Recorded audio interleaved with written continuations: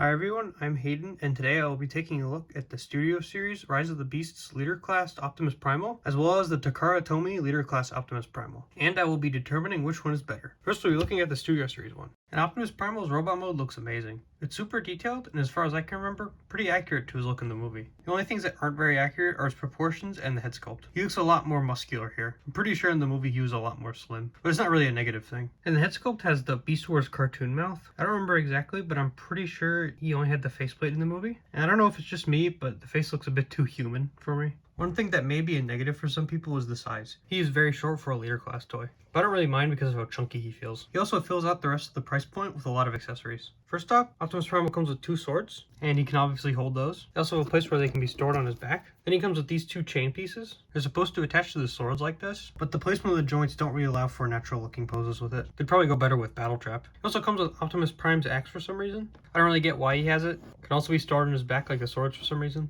And finally, his last accessory is the Transwarp Key. The only thing that it does is split in half like it does in the movie, but that's about it. At least it looks kind of cool and is very accurate to how it looks in the movie. Now let's look at his articulation, and it's really good. He has a lot of joints and they're all very tight. My favorite piece of articulation, his hands can open. But for some reason his fingers are split down the middle, so he can point, but it's with two fingers and it's kind of weird. But it does make his poses look a lot more dynamic.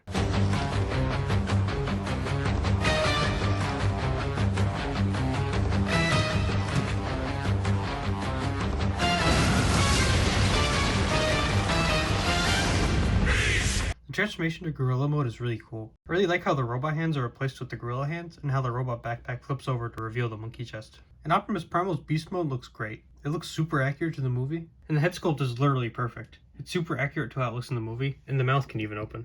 And if the upright gorilla look is too weird for you, you can also stand on all fours. Speaking of legs, they are a bit kibbly. The robot feet are just there. But like I said in my Beast Wars Optimus Primal video, you can always just not look at it from that angle. Because other than that, there's pretty much no kibble. Optimus Primal's articulation in beast mode is a bit of a downgrade from the robot. For one thing, the ape feet don't have any kind of ankle pivot. There's also no knees. But he does have a butterfly joint. This allows him to get into some true monkey poses. And that's not all. He even has articulated fingers in this mode as well. Has the same 2 and 2 thing that the robot mode had, but the fact he has articulated fingers in both modes is just really cool. So that's the Studio Series Optimus Primal.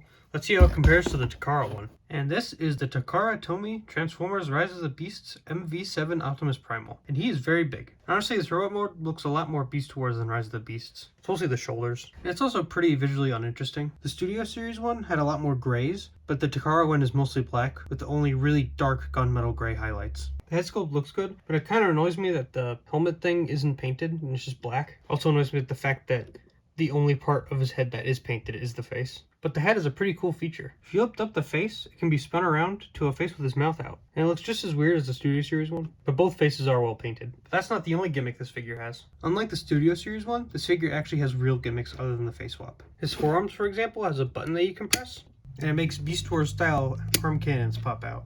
It's really fun having them pop out like that, but I kind of wish it shot missiles. But there is another feature that shoots missiles. In order to get the shoulder cannons out, you do have to transform them a bit. It's kind of lame that they don't just swing out like the original Beast Wars figure. And the shoulder cannons themselves are a bit underwhelming. For one thing, they aren't spring-loaded. They use friction to shoot, and they are very underpowered. But at least they look pretty cool. And finally, he has these weapon ports all over his body. And these are for these little Rise of the Beast toys that were Maximals, but they turned into weapons. And the only ones I was able to get my hands on were Optimus Primal, who turns into a cannon, Cheetor, who turns into a sword gun thing, and Rhinox, who becomes a minigun. And obviously, you can attach them to any of the weapon ports in both modes. For accessories, Optimus Primal comes with these two swords, which you can obviously hold, but his grip isn't really the best. Because they don't actually plug in, they tend to flop around a lot and can sometimes fall out. They can also be stored on his back. And the Takara Optimus Primal's articulation is pretty good. Unlike the Studio Series one, he actually has a butterfly joint that works in both modes, and the hands can even move side to side. And the joints in his hips and knees are ratcheted. But when I first got it, there was something up with the left knee. When I would bend it, it felt like there was something getting stuck, but I did manage to fix it. So pretty much what I did is I took the leg apart and noticed that it was one of those ratchet joints with a spring inside. So when putting it back together, all I did was just not tighten the screw as much, and now it's a lot better. And it's actually starting to happen now with the left leg as well. But the joints in the right leg and the right knee are fine. And lastly, he has articulated fingers. And these are a lot nicer than the Studio Series one's fingers. His pointer finger has 2 joints, and the rest of the 3 fingers are attached and have the same amount of joints. It's a really cool feature.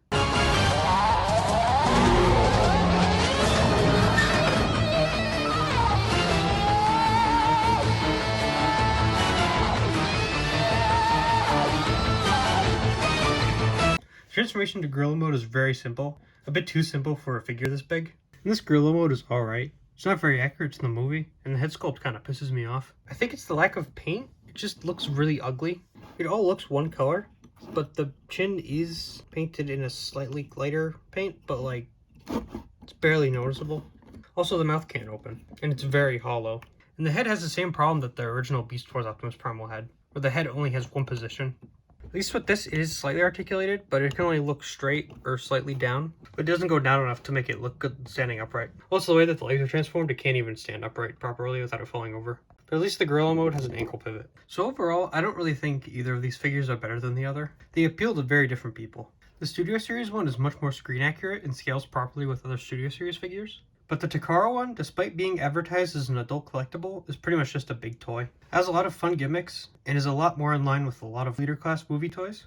But it's way too big to be displayed with other Rise of the Beasts figures. But for me, I definitely prefer the Studio Series one. For what I look for in Transformers figures, it appeals to me much more than the Takara one. But that doesn't mean I don't like the Takara one. They are both great figures. Thank you for watching. I hope you enjoyed the video. If you did, please leave a like and subscribe, and comment what you think I should review in the future.